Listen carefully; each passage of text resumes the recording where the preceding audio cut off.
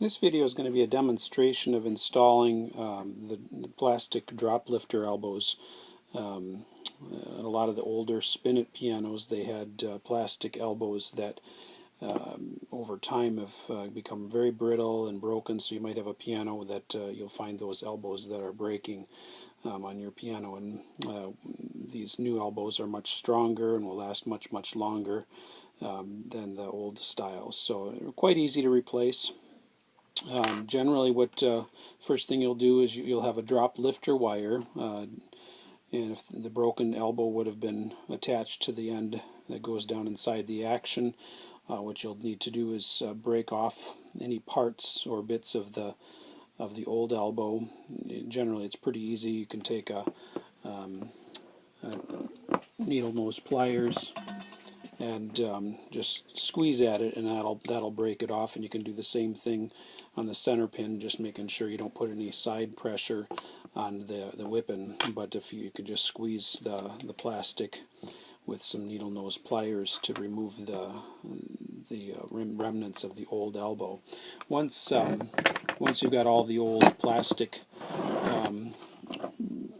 cleaned off and removed, then you'll take the drop lifter wire. You would take this off of the back of the key, and so you have access to it. Now, this is the new elbow. Of course, it's got a slot in the end that you use to push onto the center pin that's in the whipping.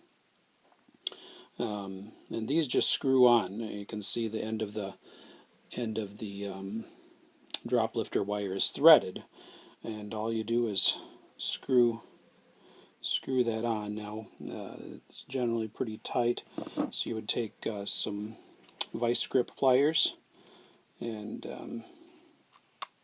lock those on, and you can turn this on by hand.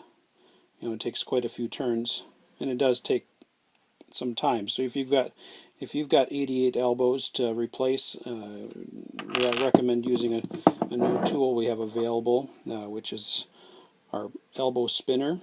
And the way this works is it just fits inside the end of a drill, 1/4 inch or 3/8 inch drill, and then the elbow gets inserted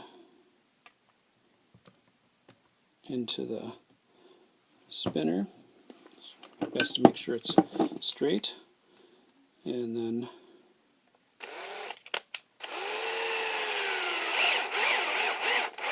put it all the way in, and there you've got the elbow. And then what you would do is install that back inside the piano, attach that into the back of the key. You adjust the let off, which is generally done by turning this screw so that you don't have any excess lost motion in the key when it's being pressed. So turning that screw, or there might be different types of screws on the end of the drop lifter wire, but basically that's how you would replace those elbows.